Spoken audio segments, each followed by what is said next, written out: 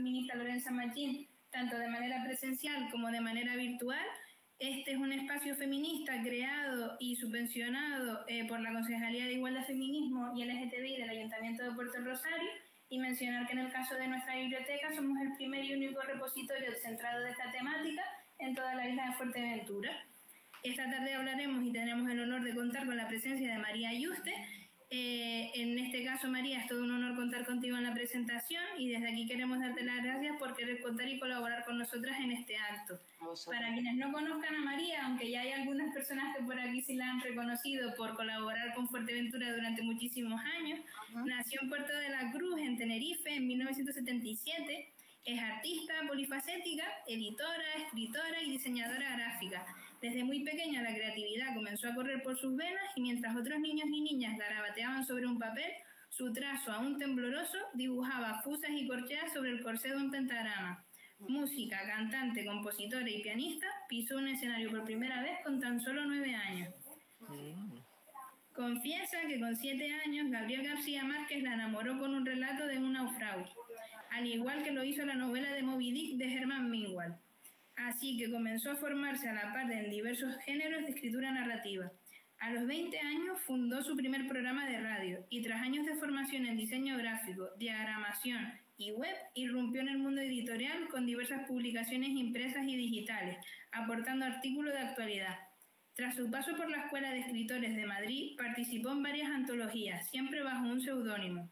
Desde entonces, su pasión fue en aumento y se adentró en otros géneros como la ciencia ficción, el terror y la fantasía. Algunos de sus relatos fueron publicados por la revista 7 y M, y Sermas Magazine, La Brújula, El Heraldo de Vegeta y la revista Gafe. Y próximamente verá a la luz su primera colección de relatos, Junto al Arroyo. En 2010 fundó la primera revista en las islas, dedicada exclusivamente para la mujer, Garoé Magazine, con más de 20 redactores a su cargo. Garoé Magazine abarcó una tirada mensual de más de 2.000 ejemplares que recorrieron las islas de Gran Canaria, Fuerteventura y Lanzarote.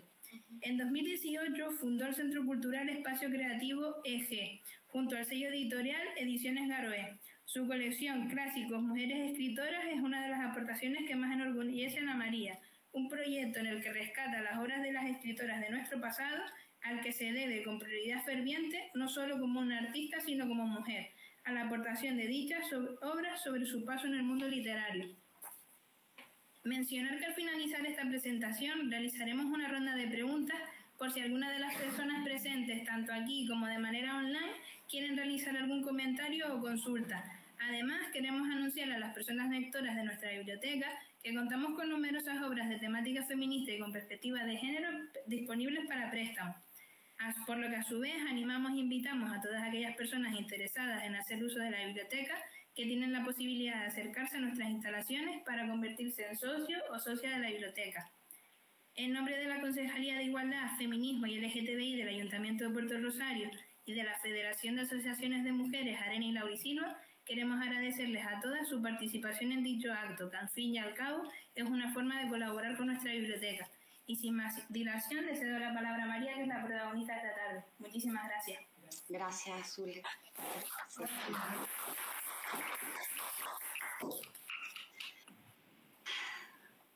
Bueno, comienzo sin, no me haces ninguna pregunta, sino comienzo. No, yo quería así lo típico de, bueno, muchas gracias, lo típico se suele decir así de protocolo. Te fui diciendo muchas gracias, no, gracias a vosotras por haberme invitado, por darme la oportunidad de presentar la quimera, gracias a la biblioteca y, bueno, esta oportunidad que es oro para mí. Muchísimas gracias, Zule. Nosotras sí es verdad que habíamos contemplado la posibilidad de que pudieras venir aquí presencialmente, por causas ajenas no ha podido ser. Sí. Tú sabes que igualmente, ya sea aquí o en la Feria del Libro, nos seguiremos viendo, así que yo creo que va a haber todavía colaboración para adelante. Claro que sí. Así que, si quieres, para aquellas personas que no estén acostumbradas a cómo solemos hacer las presentaciones, sí es verdad que damos como la posibilidad de dos vertientes, o que la autora o editora venga con una actividad, o simplemente paso yo lupa y hago como un interrogatorio exhaustivo para ver si le saco las tripas a la novela, y como un examen muy a conciencia. En realidad, un pasito. Yo prefiero la rondita de preguntas, pero vale. No es un examen de a ver si luego toda la Academia de Literatura o las GAE, no, yo creo que no me van a decir, mira, Zule, ¿cómo fue? ¿María pasa el examen o no? La editorial, ¿tú crees que está bien hecha o no? ¿O qué? Venga, dale. Es un proyecto secreto que tenemos así de...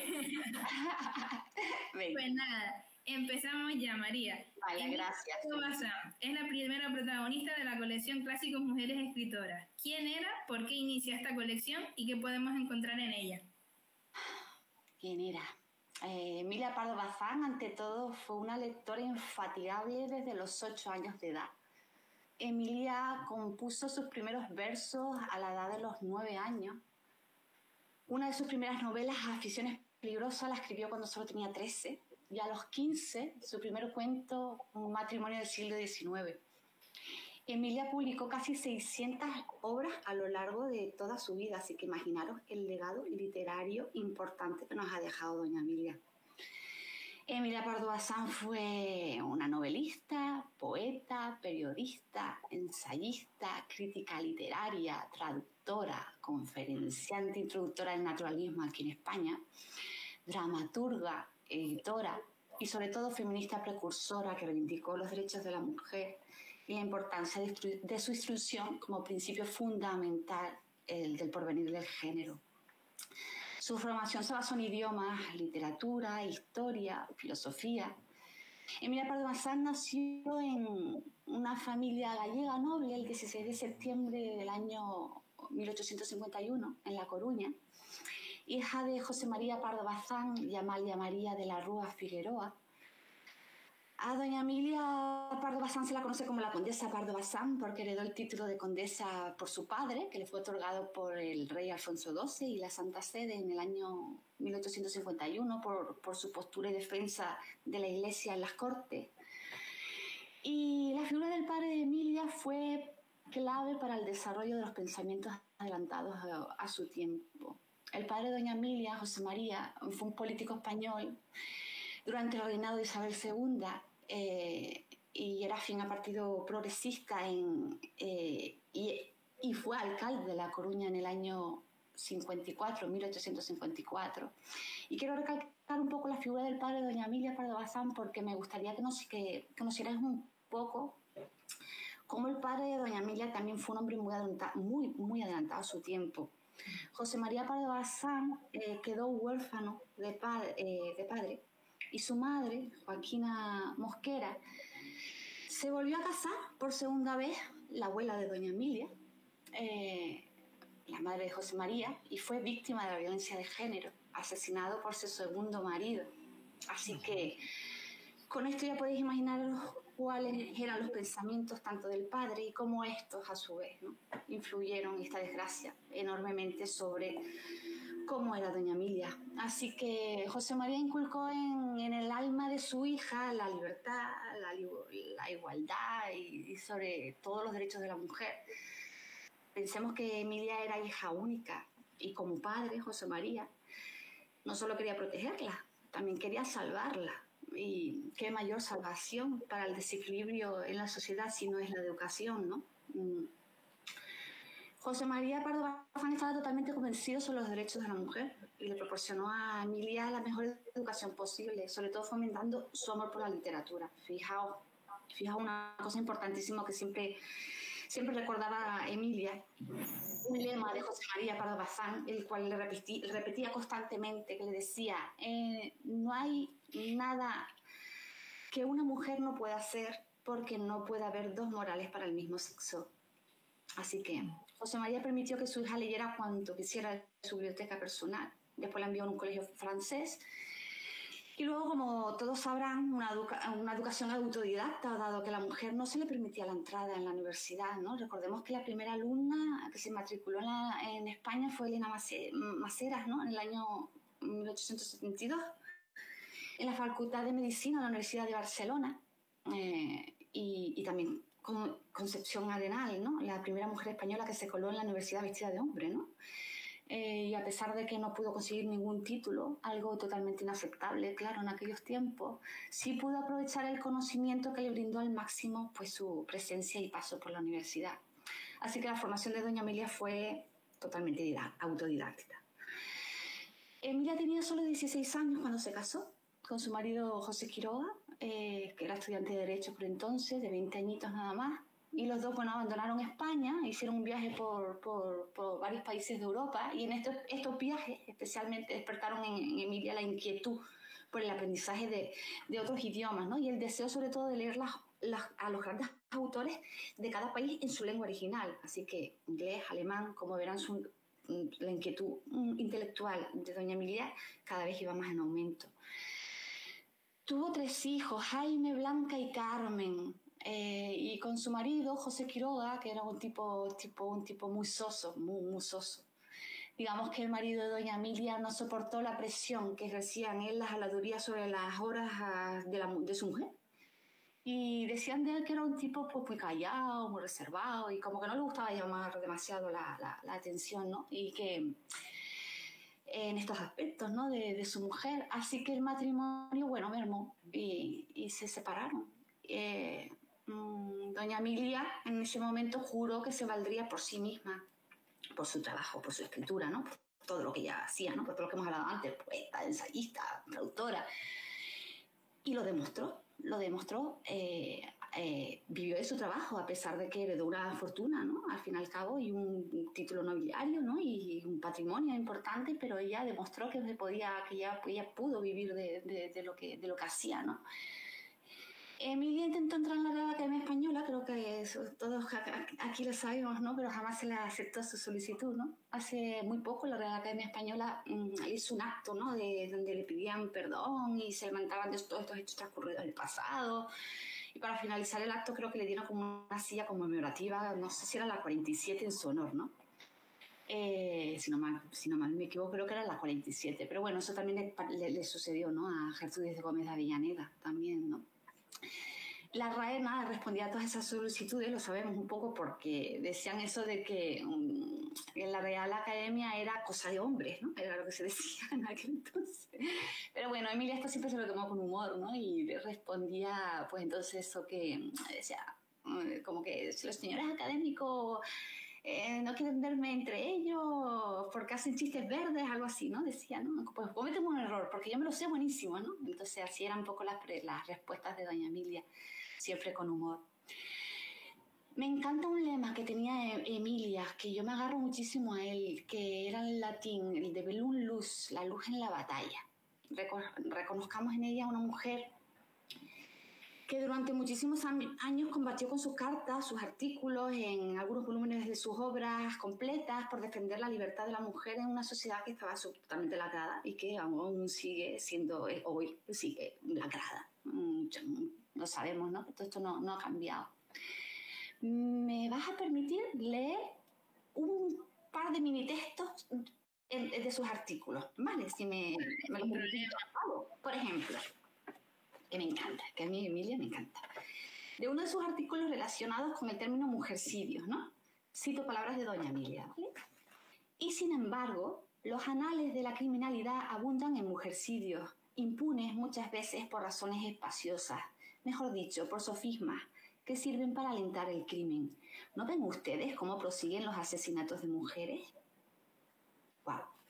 Sobre el acoso sexual en la calle. Ellas eran mujeres, seres humanos que transitan por una calle y que tienen pleno, absoluto derecho a no ser molestados, a cruzar como los demás transeúntes, libremente y tranquilamente. La barbarie primitiva, intacta en lo que se refiere a la mujer, es la única causa de ese acosón feroz, inhumano, que todos los diarios reprueban en términos de energía, pero ninguno se da cuenta del origen de semejante fenómeno, del espíritu general a que corresponde. Otra, última, ¿vale? Sobre la liberación de la mujer y sus derechos. Lenguaje inclusivo aquí, imaginaros. El cronista o la cronista, llamarle como gustéis, ha sido estos días nombrada consejero o consejera de instrucción pública. Bueno, chicas, es que qué decir del fenómeno, ¿no? de doña Lidia. Que cogiera el DeLorean, fuera al futuro, no, yo creo que no. El 12 de mayo, desgraciadamente, de 1921 falleció por una complicación con la diabetes y nos dejó, pero nos dejó un legado impresionante de esas 600 obras, compañeros, que bueno, yo no me las he leído todas, Dios mío, más quisiera yo leerme las 600 obras, ¿no? Pues María, ahora sí me vas a suspender el examen porque era una de las leído las 600. Pero sí me he leído la quimera, fíjate tú. Ay, ya. Entonces, ¿cómo voy a justificar yo después en el examen? Ya vamos mal. Ok. Pues la siguiente ya va más en relación al libro y en concreto en la obra que presentamos esta tarde. ¿Qué nos quiere contar Emilia en La Quimera? Vale. La quimera, su corazón. Pensemos que el alma, el centro, el esqueleto, el centro, sí, el alma de la quimera es la obsesión total por el triunfo a toda costa, ¿vale? Eso es, envolvemos constantemente en ese corazón, en esa alma, ¿vale? La Quimera es la novela más autobiográfica de Emilia Pardo Bazán y de uno de sus mejores amigos y pintores, Joaquín Bahamonde. La novela fue publicada en 1905. No estoy segura, creo que fue por la revista Lecturas, ¿vale? Para escribirla, Emilia se inspira en la vida de este pintor, retratista y amigo, Joaquín, que pertenece a la generación doliente y a quien Emilia presenta en la obra como un seudónimo, porque no aparece en la obra como Joaquín Bahamonde, ¿vale? Aparece en la obra como Silvio Lago. Y la misma doña Emilia no aparece como doña Emilia, ¿vale? Ni tampoco como escritora, aparece como Minia de Dumbría, como compositora y pianista.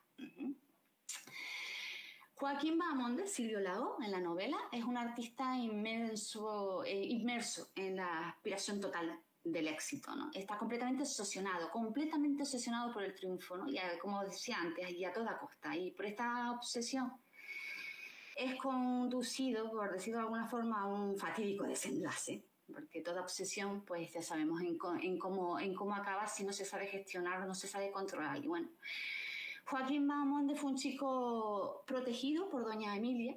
Ella lo ayudó muchísimo y en La Quimera lo que nos cuenta es ese cartaje. Se enviaban cartas constantemente, se conocían hasta las partes más íntimas, ¿no? Ellos se confesaban todo. Y bueno, nos cuenta en La Quimera un poco la historia comienza la historia del momento en el que, bueno, Joaquín Silvio Lago regresa de un viaje de Argentina, donde estuvo trabajando, no independiente a su don, ¿vale? Que era el de la pintura, y cuando regresa a España, a La Coruña, tiene el coraje y el valor, ¿no? Por esas ansias de triunfo que decimos antes, ¿no?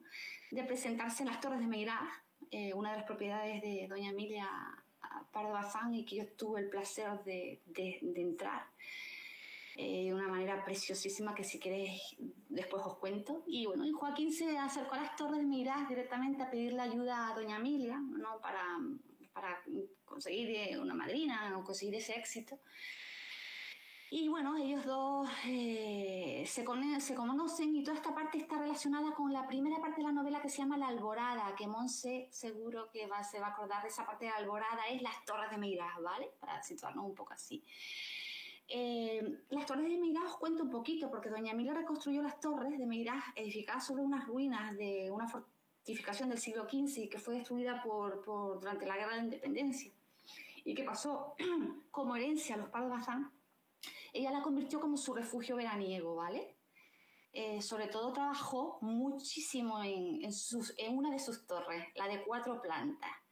Torre que intencionadamente y con el vínculo a lo mejor posterior a esta novela bautizó con el nombre de La Quimera. Una torre espectacular, compañeros y compañeras.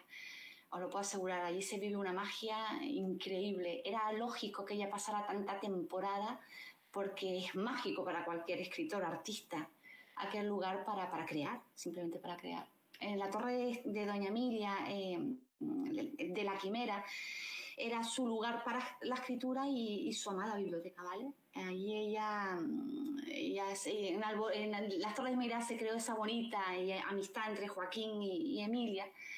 Y bueno, cuando se presentó allí le pidió hablar pidió hablar con la escritora y cuando pudo hablar con ella le surgió la idea de que le permitiera pintarle un cuadro, ¿no? Porque era retratista, ¿no? Que quería pintarle un cuadro, pero Emilia, claro, Emilia aquello dice, pues, calla, ¿cómo que cuadro? Espérate, porque se negó porque ella había sido retratada y nunca se había quedado satisfecha, ¿no? No le gustaba verse retratada, ¿no? Nunca salía, no salía agraciada porque Mira, era una mujer gruesa, ¿no? Una mujer grande, ¿no? Y no estaba dentro de los cánones, digamos, de la belleza, ¿no? Por decirlo de alguna forma. Así que, bueno, él insistió y al final Emilia dijo que sí. Y de ahí surgió pues una maravillosa amistad y surgió, os la enseño, este preciosísimo retrato por Joaquín Bahamonde, ¿vale? Bellísimo. Retrato que a día de hoy sigue en paradero desconocido, porque lo que estamos viendo ahora mismo es una reproducción fotográfica. Hablando en el 2017, si finales de 2017-2018, sí, con Zulia Santiso, que es la directora de la Casa Museo de Emilia Pardo Bazán. Recuerdo que comentamos un poco el hecho de, yo le insistía, ¿no? Le decía, Zulia, pero el cuadro de Joaquín, el tema de Emilia, ¿no? El de pastel. Este cuadro está en las Torres de Meirás. ¿Tú crees que está en las Torres de Meirás? Y ella me decía así, en plan, yo estuve allí, pero yo no lo vi, yo lo que he podido ver, ¿no? Un poco así. Porque pensemos que las Torres de Meirás tienen una historia potente. Daros cuenta que cuando Emilia falleció, la propiedad pasó a manos de su hija Blanca y de su nuera, no recuerdo ahora mismo el nombre, dado que su hijo Jaime murió, ¿no? Asesinado por la FAI. Y Blanca y Manuela decidieron donar la propiedad, en aquel entonces a la propiedad a la religiosa Compañía Sagrado de Jesús, con una serie de condiciones que, ellos no incumplieron completamente. Y en el año 38 las autoridades franquistas decidieron pues ofrecerle la propiedad a Franco, ¿no? Y la compró, ¿no? Y cerró la venta, ¿no? Y a partir de que cerró la venta no se le permitió la entrada jamás ni a Blanca para que recuperara las pertenencias de su madre, doña Emilia, entre ellos toda la colección magnífica, ¿no? Todos los enseres que traía de toda Europa y la posibilidad de este retrato expuesto de Joaquín Bahamonde. Así que cuando la propiedad por fin fue devuelta, que fue devuelta hace muy poco, tristemente hace muy poco, en el 2021, que yo ese día saltaba de alegría en plan de se va a encontrar el cuadro de Joaquín, ¿no? Ahí no se encontró cuadro alguno, no apareció ni el 80% de las pertenencias de doña Emilia Pardo Bazán y bueno, quizás nos quedamos con la magia, ¿no? De ese cuadro en misterio, no se sabe dónde está. Y bueno, hay una parte muy bonita en la novela que se cuenta el momento exacto, que Simón, si ya la ha leído un poquito por ahí, sabe de qué parte hablo, porque es exactamente lo que vemos en el cuadro, que es el momento en que Joaquín, Silvio Lago, la novela, retrata a doña Emilia Pardo Bazán. Que si tenemos tiempo y vamos bien, lo puedo leer un pizquito, o si no, lo dejamos para otro día, vamos como queráis, Zule, ¿sabes? Como tú quieras. ¿Lo hacemos? ¿No lo hacemos? De momento, si quieres, María, continuamos con el interrogatorio, porque esto creo que es hacer trampas de voy a intentar ganar tiempo, a ver si sumo puntos extra leyendo por aquí, demostrando el cuadro. No sé yo, a mí eso de... A ver si ganaba 5 minutos, pero va a ser que no, ¿vale? Bueno, en fin, no, el 0,5 me lo voy a pensar con esa respuesta. A ver, yo sigo aquí tomando nota, a ver el examen. Lo que nos vamos a encontrar en la novela, ¿qué nos vamos a encontrar? Bueno, vamos a hablar del Madrid del entonces, la sociedad del entonces, el hombre del entonces, cómo se vivía el artisteo, las clases nobles, sus luces y sus sombras. Nos encontraremos con un Joaquín, un Silvio Lago, ¿vale? Para que nos acordemos, que nos va a enamorar en múltiples ocasiones, pero también vamos a aborrecer en muchísimas otras, ¿vale? Hay una parte clara de violencia machista, muy dura, retrata quizás también al hombre del entonces y desgraciadamente a muchos de los de ahora. Pero bueno, es un personaje que también te provoca ternura, ¿no? Porque él él era un hombre increíblemente atractivo. No sé si yo lo puedo mostrar, pero un hombre bellísimo. Él atraía tanto a hombres como a mujeres. Era un hombre que tenía una cosa, un aura, que llamaba la atención por donde quisiera que pasara, ¿sabes? Entonces pensemos que también a Joaquín se le reconoció en la época como el pintor que embellecía los rostros de los retratos, ¿no? Porque él tenía un don, realmente tenía un don. Yo me río con esto, porque digamos que Joaquín lo que dominaba era como la técnica de Photoshop, ¿no? Los filtros estos de belleza que nos encontramos ahora, porque todos los que él retrataba quedaban todos muy guapos. Entonces la Bueno, fama... entonces María era otro adelantado que también cogió la máquina del tiempo y dijo, venga, para aquí me lo cojo.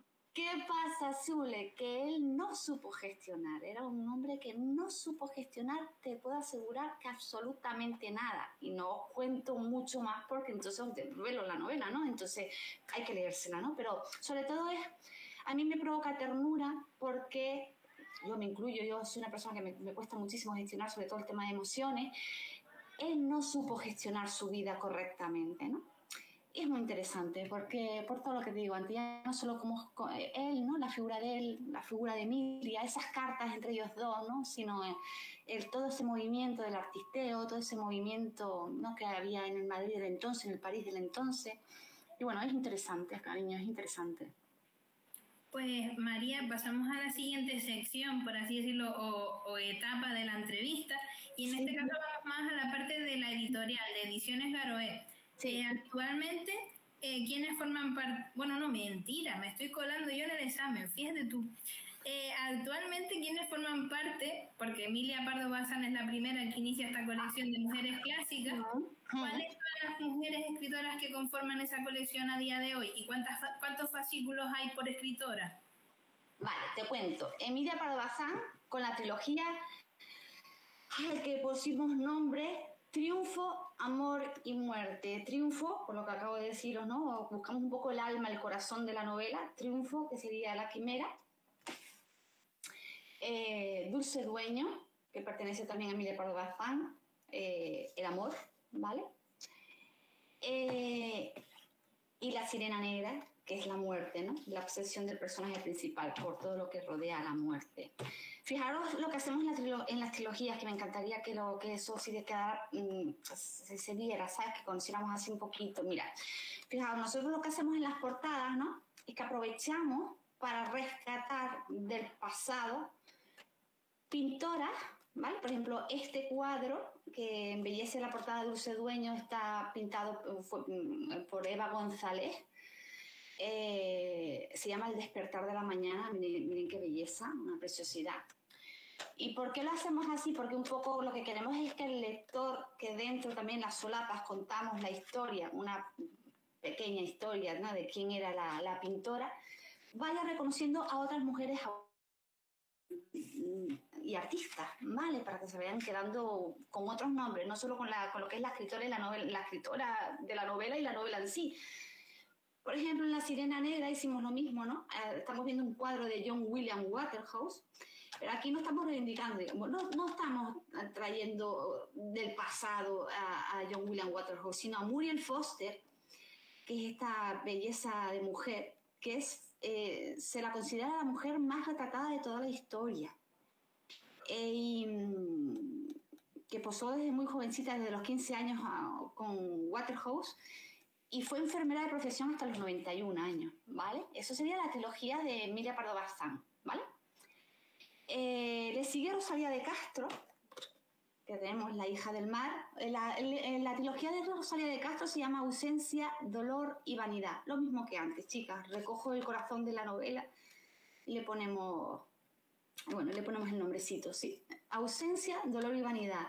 La hija del mar, fijaros, impresionante, porque es la prosa de Rosalía de Castro, ¿vale? Que conocemos muy poco de sus novelas, ¿sí? También escribió novelas Rosalía de Castro, sí, no solo poesía. No solo versos, ¿sabes? Sino La hija del mar la escribió Rosalía de Castro con tan solo 22 añitos. Una grande. Y fijaros una cosa, que en esta novela, en La hija del mar, Rosalía de Castro ya denunciaba la violencia machista, igual, volvemos a lo mismo. La denunciaba aquí. Y ya no solo la violencia, sino la responsabilidad de los padres para con sus hijos. Por el hecho de, bueno, si conocemos un poco la historia de Rosalía de Castro, su padre no la reconoció nunca porque era el sacerdote del pueblo. Y aquello era un escándalo. Entonces, ahí Rosalía vuelca todos sus sentimientos, ¿vale? El segundo título, Flavio, lo tengo todo etiquetado, Flavio, la novela dentro del romanticismo de la época, lógicamente. Y bueno, la muestro un poco porque en la portada volvemos a hacer lo mismo. Traemos otras pintoras, en este caso Rosa Bonheur, la pintora francesa, con su cuadro Feria de Caballos, ¿vale? Y bueno, y dentro el lector se puede encontrar, aparte de un pequeñito relato dedicado a la pintora, bueno, podemos leer un poquito de quién era ella, ¿no? Y qué hizo, que eso también es muy interesante para el lector. Y por último, con estas dos trilogías, El Caballero de las Botas Azules, que es la que cierra Rosalía de Castro, Ausencia, Dolor y Vanidad, esto es una sátira. Hacemos exactamente lo mismo, ¿vale? La biblioteca de Torvald, por Harriet Backer, otra pintora más, que dentro, bueno, nos podemos encontrar lo mismo, una pequeña resumen de su historia y un pequeñito relato en relación con ella. Actualmente estamos trabajando con Gertrudis de Avellaneda, ¿vale? Si todo va bien, saldrá en octubre. Me da miedo decir fechas a veces, Zule, porque tú sabes cómo es un poco una editorial que a veces se retrasa o por cualquier cosita, ¿no? Y más ahora que logísticamente también los tiempos de entrega también se retrasan más de lo habitual. Siempre es la que a lo mejor querer lanzarte a la piscina y decir una fecha de lanzamiento. Me da miedo. Sí. Pero para que sepáis un poco que estamos trabajando en la trilogía dedicada a Gertrudis de Avellaneda, que son 3 de sus obras.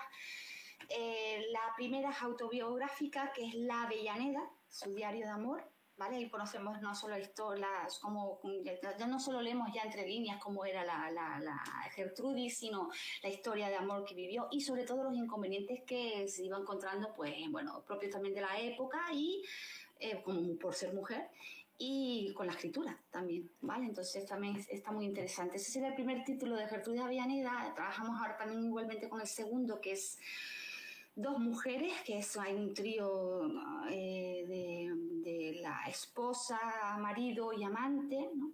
Al menos conocemos un poco las historias de estas mujeres en la época. Y por último, si no me Sa, que es una novela antiesclavista, ¿vale? Deciros que para la colección de Emilia Pardo Bazán tuvimos el honor de trabajar con Elizabeth Alvarado, que es escritora y es una de las fundadoras del Espacio Violeta de la Universidad de Las Palmas, ¿vale? Ella es la que prologó las 3 obras de Emilia Pardo Bazán y las de Rosalía de Castro las prologó nuestra grande Josefa Molina, también ella escritora, periodista y editora, ahora también este año, que bueno, también se encargó ella de toda la que es la trilogía de Rosalía de Castro. Y bueno, ya os contaré si queréis un poquito después. Los interiores están pintados por una acuarelista, Paula Marian Amado, que es una belleza, una artista desde Argentina, con estas preciosísimas pinturas florales que embellecen nuestra colección. Y poco más. ¿Me preguntabas por el equipo editorial o me he ido yo divagando? No, esa es la siguiente pregunta. Fue que me colegió, no te preocupes. Por acaso. En realidad ahora ya es más sobre Ediciones Daroé. ¿Cómo surge y cuántas personas forman parte del equipo ahora a nivel técnico y cuántas autoras y autores forman parte también de la editorial a la hora de publicar y de difundir sus obras y relatos? Vale. Sí, mira, pues como editorial pequeña no contamos con un gran equipo tampoco, vamos, que somos una editorial pequeñita, ¿no? Pero sí es verdad que contamos con colaboradores como diseñadores, con correctores, lectoreros, ilustradores y maquetistas. Ilustradores, por ejemplo, como Cintia Hierro, que se encargó de toda una colección de cuentos infantiles. Paula Marian Amado, que también es ilustradora ella, muy jovencita, que se encarga también de otra pequeñita colección de cuentos infantiles. Paula Marian Amado, la que os acabo de comentar un poco. Así como autores tenemos pues José Martel, que es con su novela La chica de la cadera, una novela romántica blanca con un toque de fantasía. Luis Alberto Enrique Hernández, como me olvido alguno me van a matar. Luis Alberto Enrique Hernández con Paraguas Rotos, que entra dentro del género de terror.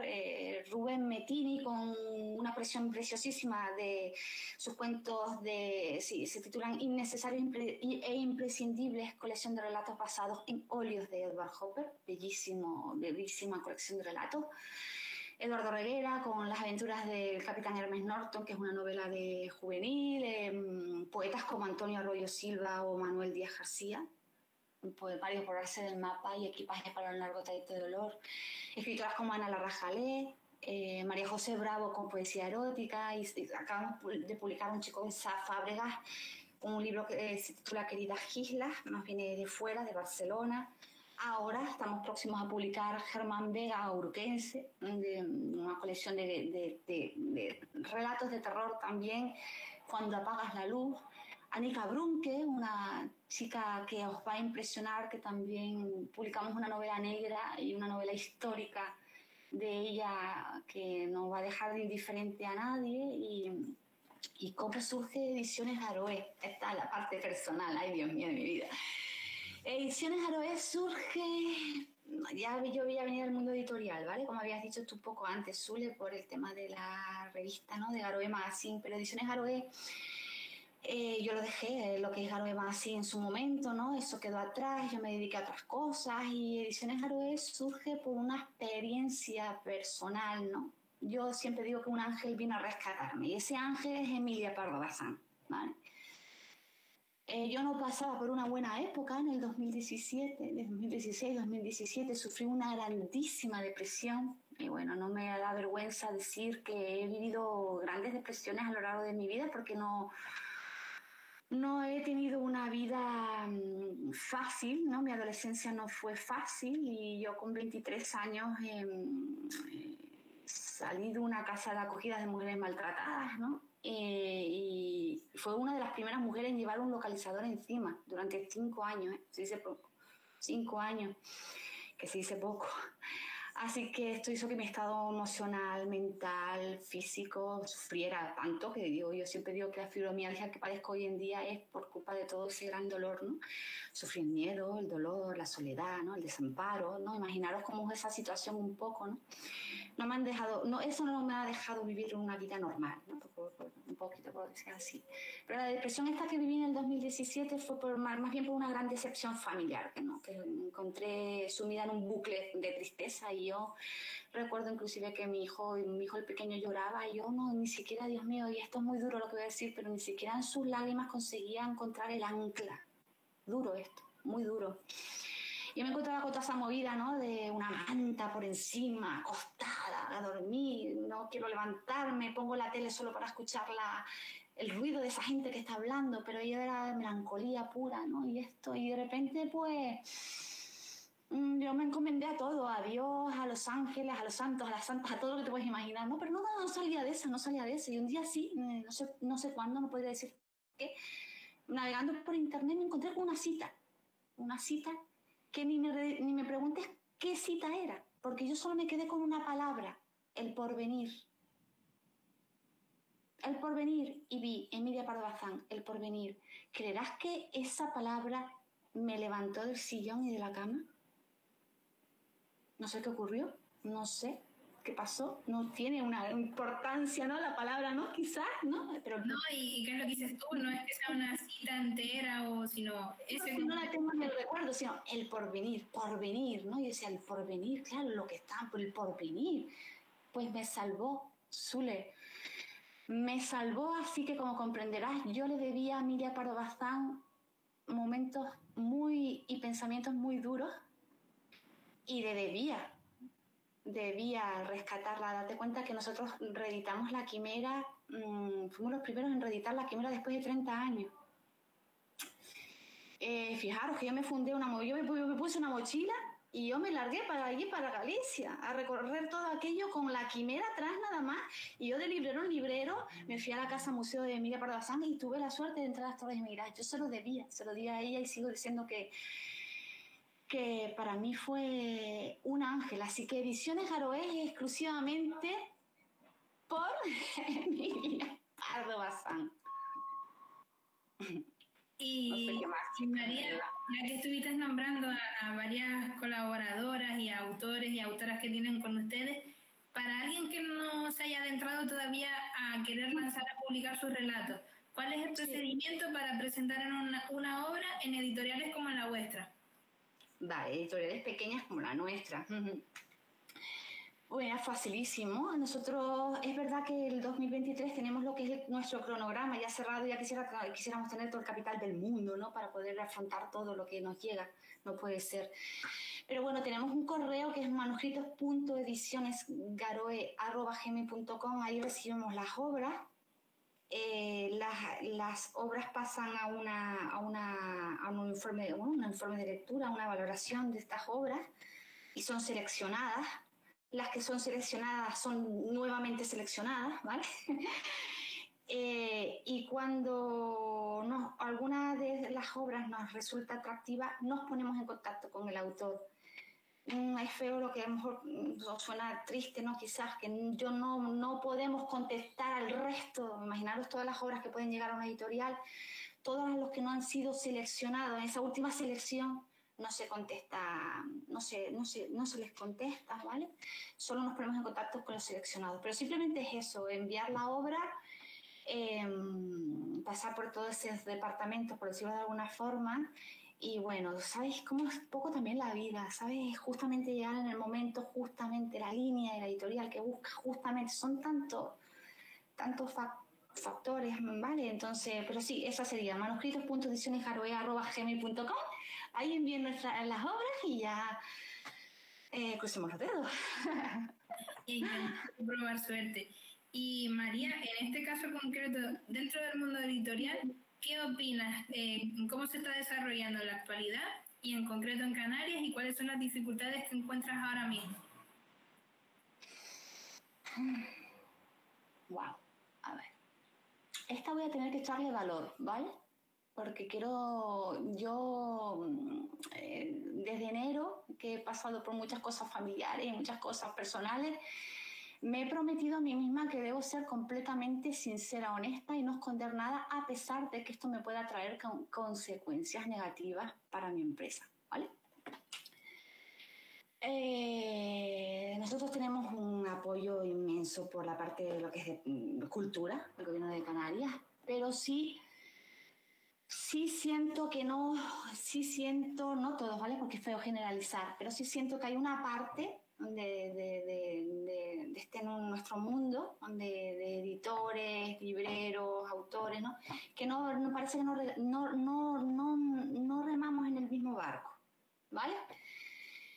Así que yo sí siento que se presenta un futuro gris. Y te digo por qué gris. No voy a hablar del incremento, de la escasez del papel, no voy a hablar del incremento del papel, porque tenemos incremento en la luz, el agua, la comida, ¿vale? No voy a hablar del qué capital tiene la editorial, no voy a hablar de nada de eso, pero sí quiero hablar con toda la sinceridad del mundo, porque sí es cierto que no es que nos encontremos baches o dificultades, nos encontramos trincheras, que es mucho más complicado. Y te digo por qué. Yo no entiendo cómo, como editorial pequeña de aquí, de las islas, cómo las editoriales ahora, y en los años que se nos vienen por encima, se nos imposibilita la participación en la feria del libro de las principales islas. No hablo de las islas menores, por favor, hablo de las principales islas. Respuesta, no hay sitio para tantos. Y yo me pregunto, que los habiliten, 1. 2, respuesta, pregunta mía, si las editoriales canarias, que somos muy poquitas, y ya no hablo por mí, sino como por Ediciones Garoe, sino por todos mis compañeros de mi gremio, no tenemos la posibilidad de presentarnos con nuestro propio stand en las ferias del libro más importantes de las islas, ¿cómo vamos a aguantar hasta el año que viene? Y os digo por qué. Ya no solo a nivel de inversión, ¿vale? Y ya no solo a nivel beneficio, ¿sí? Porque para nosotros es una recuperación de parte de lo invertido, ¿vale? No todo, parte de lo invertido. ¿Cómo se va a visibilizar a todos nuestros autores canarios? Pregunto. Porque yo pienso que todo lo que venga de grandes editoriales como Grupo Planeta, todas estas grandes editoriales que tienen un capital inmenso y que tienen una facilidad de hacer de hacer un bestseller, porque tienen el dinero inclusive para ir, ¿cómo nuestros autores aquí en Canarias no van a tener esa visibilidad? Pero sí, en los escaparates, de todos, por favor, sin generalizar igual, porque hay ciertas librerías y amigos libreros que apoyan a lo nuestro, ¿vale? Apoyan a nuestros autores y nos tienen en un pedestal, ¿vale? Hablo de otros, ¿sí? Si ellos no nos ponen en sus escaparates, ¿cómo nos visibilizamos? ¿Cómo visibilizo yo a nuestros autores, ¿vale? Porque a los bestsellers no les hace falta estar en los escaparates, ya se venden solos dentro, tras de puerta. En la feria del libro, ¿quién va a visibilizar a esos autores canarios? Porque los stands otros stands que no pertenezcan a las editoriales son empresas, van a vender el producto más vendido. Entonces, un Stephen King, un Javier Castillo, no les hace falta que tú los vendas. Ya viene la gente a buscarlo. Lo que hace falta que se venda son nuestros autores canarios. Entonces, ¿os dais cuenta del efecto dominó? Si no se nos permite participar en las principales ferias del libro, los autores nuestros canarios no van a tener la suficiente visibilidad, ¿vale? Entonces, es una cadena. Para mí es triste, y perdonad si me veis molesta, porque esto es un tema que me duele y me dolerá muchísimo, y puedo estar, insisto, cerrándome muchas puertas respecto a la editorial.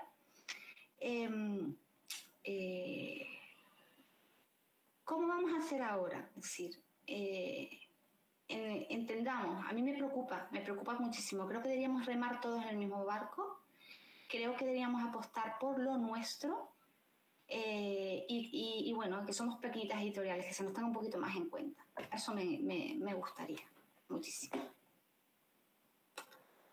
Y si ocurre, María, lo que estás comentando tú, por ejemplo, el año pasado estuvimos con la novela de novelistas de Canarias, que ahora mismo no me acuerdo, sí me acuerdo ahora de Ángel, que es el editor, pero no me acuerdo ahora del nombre de la editorial, que es de aquí de Canarias. Él nos comentó que en su momento sí habían hecho un recopilatorio de los manuscritos de novelistas canarios, y no quiere decir que no pudieran hacer el de mujeres antes o más tarde, era porque o no se les había dado la oportunidad aquí en Canarias de poder publicar, o por desgracia lo habían intentado primero en Península y ya luego, una vez que se les ha reconocido allí, han podido tener al menos una pequeña ventana para poder visibilizarse aquí. Y claro. Si en casa no eres profeta en tu tierra, cuesta muchísimo poder tener ese mercado. Y es lo que dices tú, editoriales grandes como Planeta ya es un sello, ya directamente que cualquier cosa que tenga ese simbolito ya va a vender solo, y ya las ventanas también de comunicación y de marketing que tiene son totalmente distintas a la que tiene una editorial pequeña. Ya hablamos de radio, de redes sociales, pero a grandísimas escala, incluso con paneles publicitarios enormes en la calle. Ya son no podemos competir. Claro, entonces eso me preocupa. Por eso si me dices que cómo se me presenta el mundo editorial, gris, pero esta no se va a rendir, ¿eh? Yo no me rindo tan fácilmente. Tan fácilmente no. Lo que pasa es que me resulta triste, ¿no? El tener que solicitar ferias fuera de mis islas. Málaga, Sevilla, Madrid, A Coruña, que estaré el año que viene, si Dios quiere, ¿no? Me resulta extraño, vamos a poner la palabra así, extraño. Entonces, por favor, pido ayuda, ¿no?, a los lectores, que pidan más autores canarios, pido ayuda a los libreros en que se nos muestre más en los escaparates, que debemos estar en grande en los escaparates, que ya lo demás se vende dentro. Y bueno, que no nos pongamos tantas las zancadillas y las trincheras, que aquí, y que es irónico, ¿no? que es ridículo, ¿no? ¿Cómo no se le va a permitir a los creadores de los libros participar en algo tan importante que somos los creadores de los libros, en una feria del libro? Somos los primeros que deberíamos estar, creo. Vale. Pues, ay, no sé, que esto me cabría un montón. No, sí, ya vi que era una parte del cuestionario bastante contundente. No, ahora yo creo que vamos a rebajar un poquito también, un poco la temática, Claro. mirando ya más bien a lo que ya conoces más, es decir, tu experiencia personal. Y aquí ya Vale. a no ser que también me digas, Zule, pues aquí también estoy cabreada. Ya estoy resignada, calla. Ya estoy resignada con lo que venga ahora. Cuéntame. Mira, mencionamos en la introducción que tú participaste en diversas antologías bajo un seudónimo, por lo que en este caso has encontrado dificultades a la hora de publicar, difundir o llevar a cabo algunos de tus proyectos personales sin ser los de la editorial.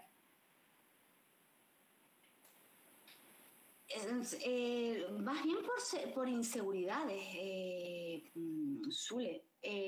Más bien por tema personal, ¿no? Y de inseguridades.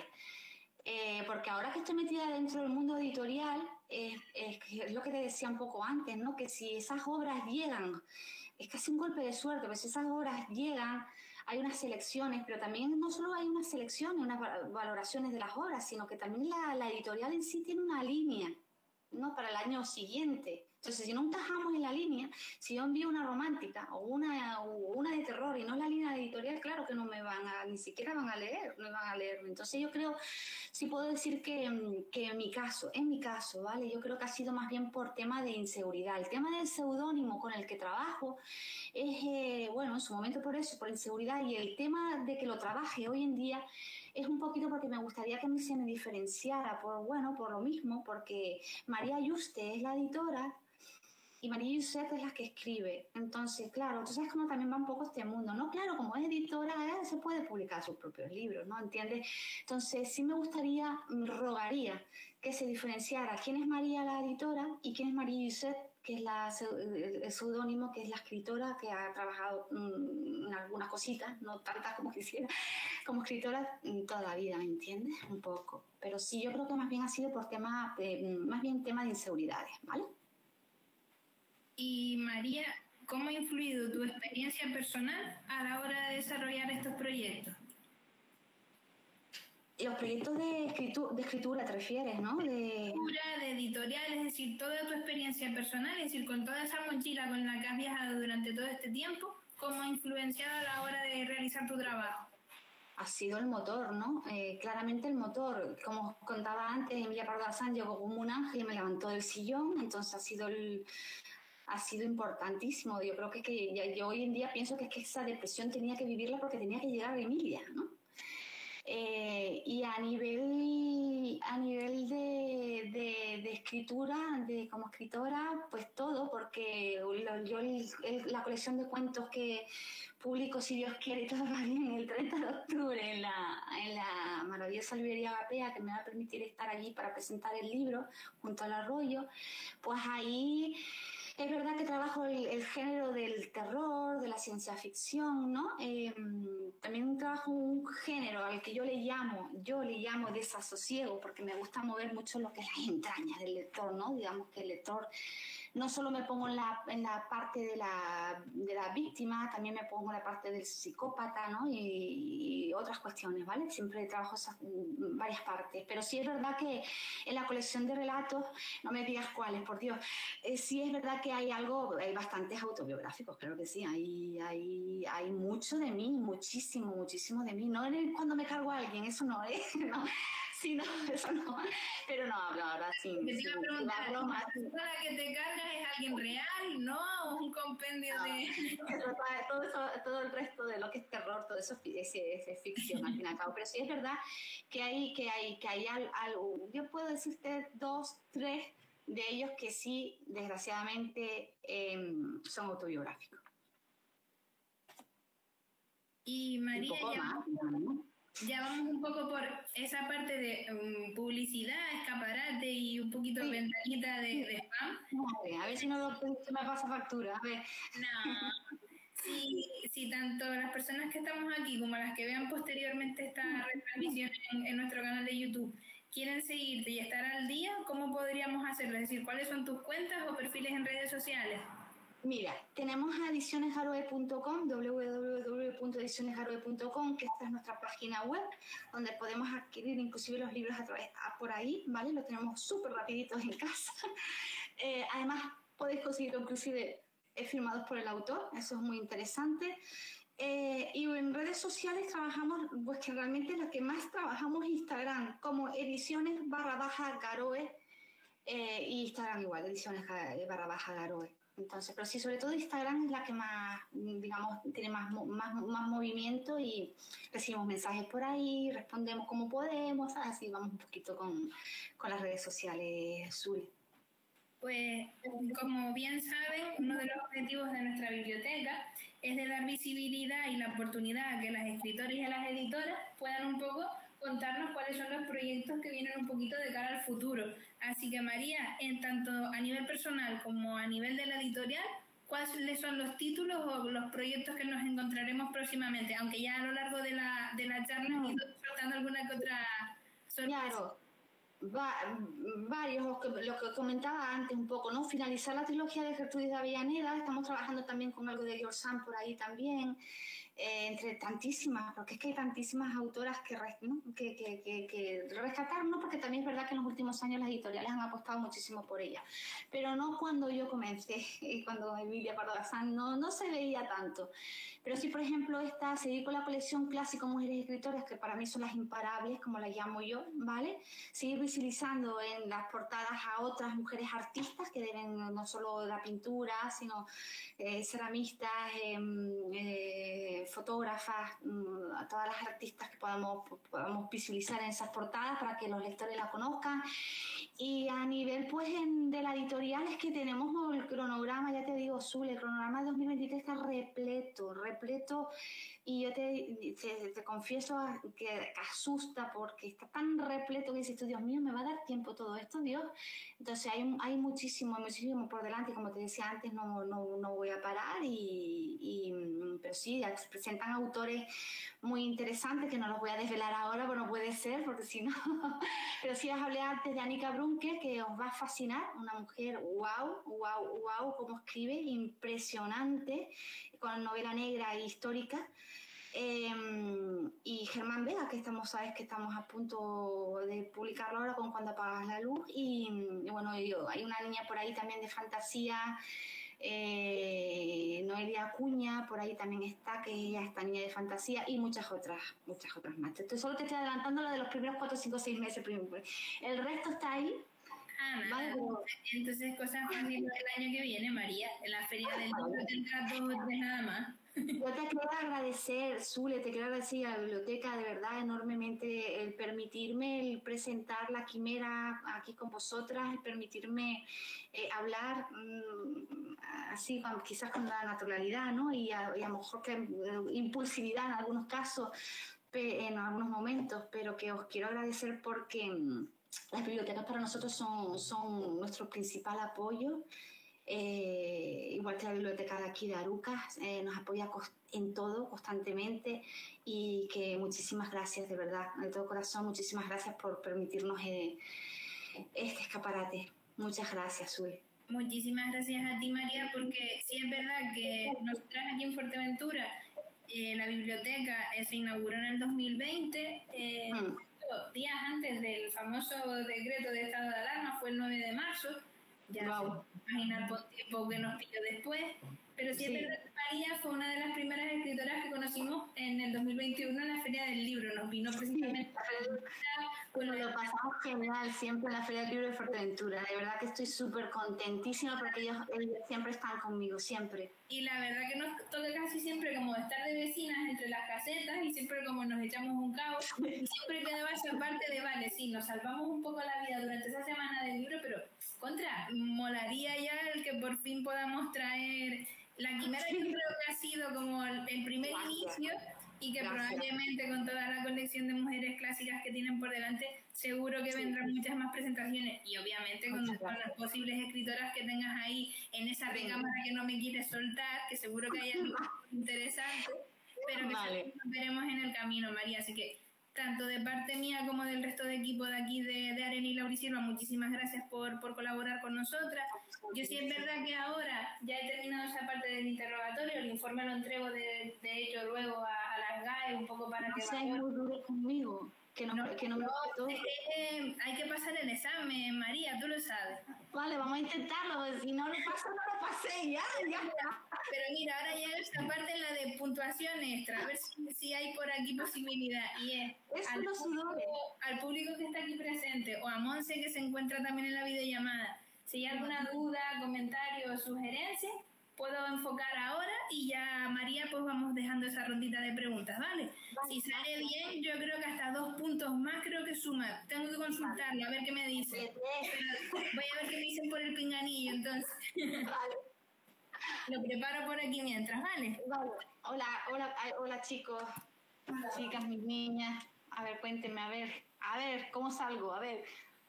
Hola, mira, quería hacerte una preguntita con respecto, un poco de prensa rosa, ¿no? Por el tema que tenía Emilia Pardo Bazán con Pérez Galdós, las cartitas, esas famosas cartas que se plantearon, si sabes algo de eso, y porque parece que solo salieron a la luz las de Emilia Pardo Bazán y las de Galdós, al parecer que estaba en el Palacio de Remeira, ¿no? Eso lo escuché por YouTube, ¿no? Creo que fue al revés, chicos, ¿no? Creo que fue el de Galdós, no el de mí. Las de Galdós no salieron. Si se sabe algo de eso, si sabes tú algo sobre qué pasó con esas cartas. Yo oí una noticia en que oí hace muchísimos meses, ¿vale? Oí una noticia de que había por ahí una librería de anticuarios, ¿no? Una librería que tenía más cartas y estas cosas. Pero de verdad, compañero, que no te sabría responder, Es verdad que sí, a lo mejor esto me vais a matar. Pero no me gusta nada porque me gustaría que Emilia Pardo Bazán se diferenciara completamente de Benito Pérez Galdós, ¿sabes? Eran dos personas que se amaron muchísimo, ¿no? Dos personas que se respetaron muchísimo, que vivieron una relación de amor del siglo XXI y que bueno, los dos eran totalmente independientes y tenían dos estilos completamente también distintos, ¿no? Y bueno, si salen esas cartas, pues bueno, nos enteraremos de todos los chimorreos que había. Pero sí, hay una famosa carta de Niquiño, ¿no? Que decía, ¿no? Del plan de Emilia Pardo Bazán hacia Benito Pérez Galdós. Creo que se querían muchísimo, pero no sabría responderte, no sé mucho más de esas famosas cartas. Y otra cuestión que me gustaría saber cuál era la posición política de Emilia Pardo Bazán y si tú consideras, tu valoración personal, que por qué no es una figura universal, por qué no se le conoce, porque si es española, si eso ha repercutido por ser española, si fuera inglesa sería por ejemplo, sería una Mary Shelley, por así decirlo. Ya. Pero hasta la misma Mary Shelley también tuvo sus complicaciones, claro. Lo que pasa es que yo pienso que como tantísimas, ¿no?, escritoras de todos estos siglos pasados que no se les permitió, no tuvieron la voz suficiente, yo creo que Emilia sí tuvo su reconocimiento, ¿no?, en parte de Sudamérica, pero creo que nos debemos centrar ahora mismo en que creo que es una grande de nuestra literatura en España, es una de las más grandes, si no me atrevería a decir que para mí la más grande, que tenemos que valorar todas esas casi 600 obras que nos deja y que bueno, que quizás en el pasado no fue reconocida como debía haber sido, pero tenemos que hacer todo el esfuerzo de que sí lo sea ahora.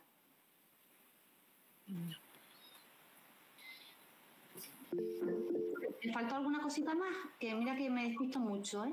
No, mira, Monse justo tiene también una duda, así que aprovecho y le doy paso a ella. Sí. Bueno, en realidad no es ninguna duda, simplemente era por felicitarte, María. Me ha gustado mucho y a Zule también, cómo te llevó de aquí para allá y tú fuiste puntualmente respondiendo. Pues he aprendido mucho, la verdad, no solo de Emilia, que más o menos uno ya sabía sobre su vida y su obra un poquito. Pincelada. No has desvelado La Quimera, con lo cual la terminaré. Yo tengo ya unas 100 páginas leídas, me falta un poco más de la mitad, la terminaré. Y yo también pienso que la Emilia, como tantas otras autoras españolas de su época, Claro. han sido injustamente tratadas porque nadie se ha ocupado de ellas, principalmente claro. Nadie las ha estudiado, no, así como por ejemplo, pues, pero yo me imagino que en Galicia, igual que aquí se ha hecho incluso una cátedra de Unamuno, que al fin y al cabo estuvo aquí, estuvo desterrada, etcétera, a lo mejor en Galicia la idea sería de que desde los políticos, desde el gobierno, se realce su figura y se la ponga en su justo lugar, no mantener este tratamiento, ¿no? Pero, claro. Sí. Sobre todo esa famosa, ¿no? Bueno, ahora mismo la ilusión de ella, ¿no? En el momento de entrar en la Real Academia Española, bueno, que ahora haya llegado ahora con esa Lucía número 47, conmemorativa, pero bueno, creo que sí, estoy de acuerdo contigo, hay que darle muchísimo más visibilidad y darle muchísima más voz y ensalzarlas, que me parece que siempre terminan quedando, por mucho que uno lo intente, siempre terminan quedando siempre como una capa por debajo, una cosa, tendremos que seguir luchando, pero creo que va con todo, no solo con las escritoras, sino con todas nosotras, ¿no? Con todo. Porque yo también lo siento a veces, Monse, como editora, parece como que no me tomaran en serio una vez, ¿no? o como si yo no lo... Primero, yo no lo puedo saber todo, imposible, ninguno de nosotros lo sabemos todo, ¿no? Pero sí es verdad que en muchas ocasiones en que me he visto mejor en algunas reuniones, ¿no? El que tú no lo entiendes bien. Ya. Esas frases, ¿no? Que conocemos, quizás eres demasiado emocional. Sí, es cierto, soy muy emocional, pero también soy empresaria y soy editora. No, pero todas esas, que todas nosotras lo vivimos, ¿no? Nuestro día a día. Yo te puedo asegurar que se puede decir que yo siento todos los días un pero es que tú, sabemos, ¿no? Entonces creo que, bueno, pero nos queda toda una lucha por delante que tendremos que seguir, pues mantenernos en nuestra posición y pegar gritos aún más fuertes si tiene que ser, pues ahí gritando, pero bueno, que esto creo que es algo que... De todo modo, yo pienso que a Emilia no sería una cosa que le importara mucho, quiero decir, a ella con su carácter parece que ella superaba todo eso.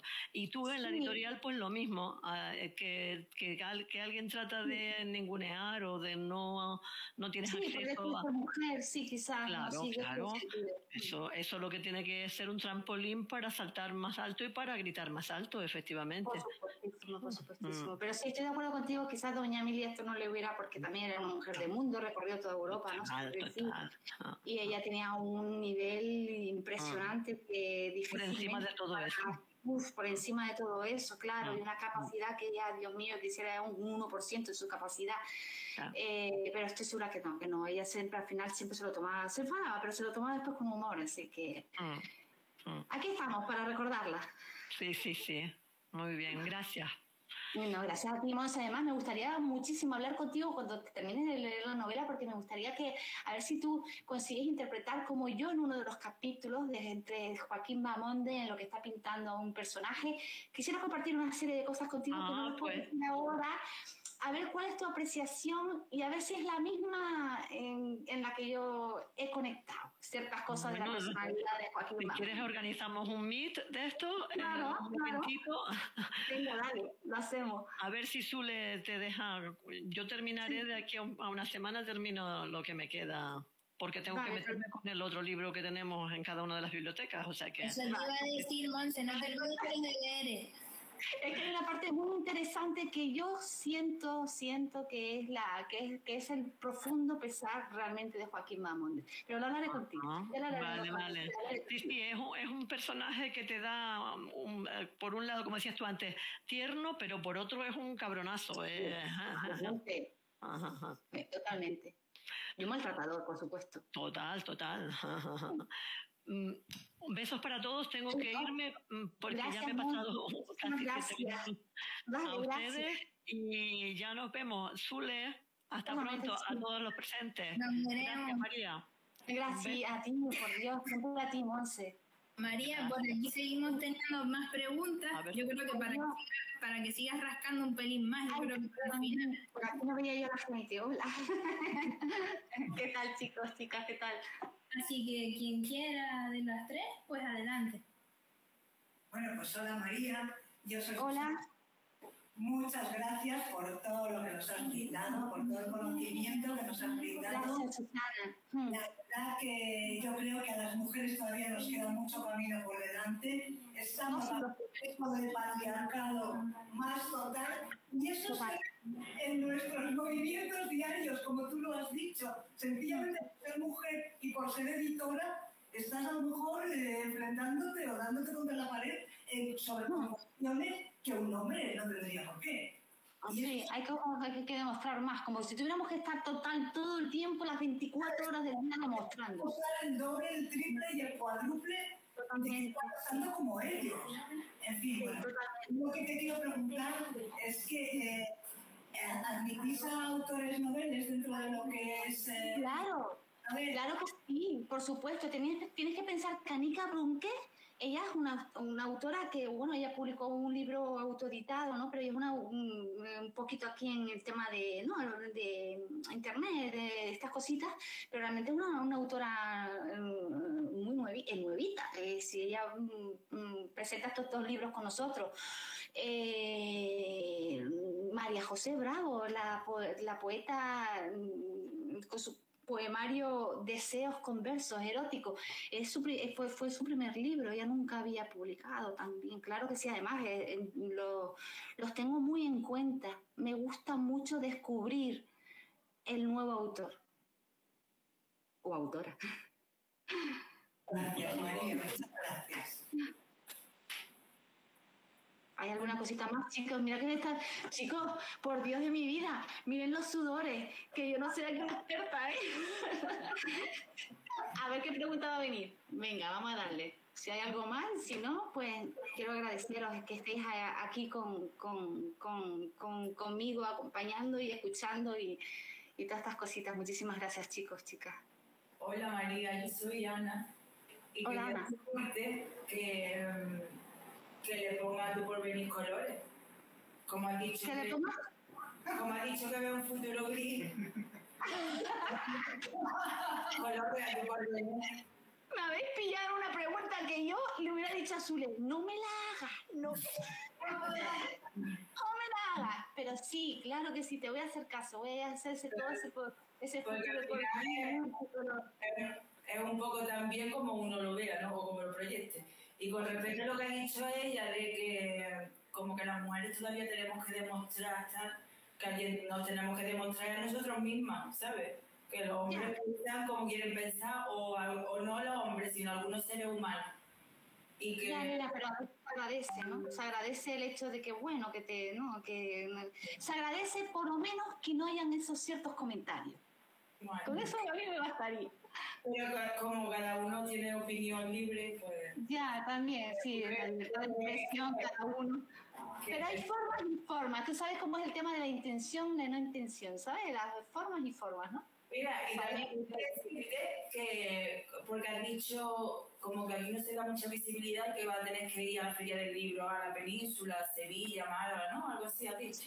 Sí. Es lo más bonito que hay.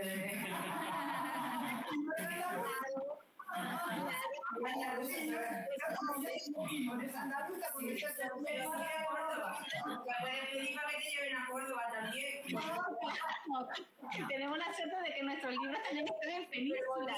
Y va a vivir el arte verdadero. Hombre, date cuenta, fíjate, nena, inclusive date cuenta que yo cuando me puse la mochila con solo Emilia Pardo Bazán cargando con solo La Quimera en Galicia, cuidado, que en febrero, justamente un par de meses, el mes antes de la pandemia, yo me recorrí, además me encantaba porque nuestra imprenta es en Granada. Yo me recorrí en todo lo que fue Granada, Sevilla, y yo sí, es una forofa de irme a Sevilla, me encanta, ¿no? Que cuando me pego mis escapadas, mi lugar favorito es Sevilla. Aparte que tengo hay sangre andaluza por ahí mía. Pero yo me recorrí lo que fue todo Granada, Sevilla, y llegué a Córdoba hasta Cádiz, con mi mochila, a la vieja usanza, ¿sabes? A la editora vieja loca. Ahí fui yo con mi mochila y fui hablando de librero en librero, presentando lo que teníamos, y eso fue justamente un mes antes de la pandemia. Además que es que vine mala, vine malísima, vine con el COVID encima, vine malísima de ese viaje. Pero sí, por supuesto, claro que sí, yo encantada de estar allí en la feria de Sevilla, de Asturias, de Valencia, de todas las que sean, encantadísimas, deseándolo, fíjate, estoy deseando. Gracias, nena. Nada más por aquí. Pues María, lo dicho, contigo ya sería la penúltima presentación del año. En el próximo mes de octubre tendremos ya la última. Sí, es verdad que va a tardar un poquito más porque estoy a la espera, lo típico, de los últimos flecos para amarrar la programación, pero las compañeras del Club de Lectura nos reuniremos a final de mes. Sí me gustaría, María, que en algún momento, como te dije antes, si surge en el futuro la posibilidad de que en alguna de estas reuniones del club o en otra actividad podamos contar contigo también para ese debate, por mi parte sería, vamos, un lujazo, porque sí es verdad que hasta ahora, como bien sabe Violeta y otras compañeras, de momento soy yo la que modera un poco ese club de debate hasta que se levante un golpe de Estado, así que sí me gustaría eso, que como es el primer año que lo estamos dinamizando, que vaya un poquito más. Y si contamos también con las editoras o autoras, pues claro, por supuesto, el club y la biblioteca. Yo a los chicos les digo, pero con nosotras cuenta con todas nosotras que estaremos allá cuando nos necesites y nos llames, ahí estaremos, no te preocupes por eso, Zulia, muchísimas gracias. Lo dicho, por aquí hemos concluido el acto de esta tarde, muchísimas gracias a todas y a todos por venir. Si hay alguna persona interesada en querer hacerse lectora o realizar algún préstamo, podemos aprovechar ahora concluir el acto. Así que muy buenas tardes y muchas gracias. Gracias. Muchas gracias. Muchas gracias, de verdad, muchas gracias. Chao chicos, chicas, chao.